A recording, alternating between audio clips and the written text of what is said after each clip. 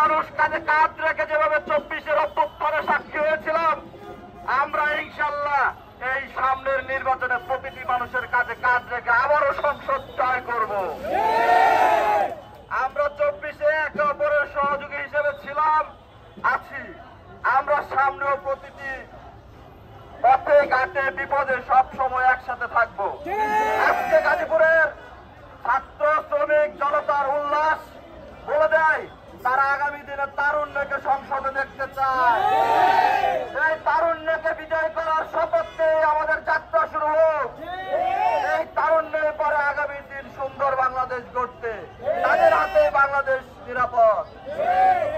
আমি আব্দুল্লাহ মুগিব আগামী সংসদ নির্বাচনে গাজীপুরের পক্ষ থেকে গাজীপুরের 2 এবং 6 আসন থেকে নমিনেশন ক্রয় করব।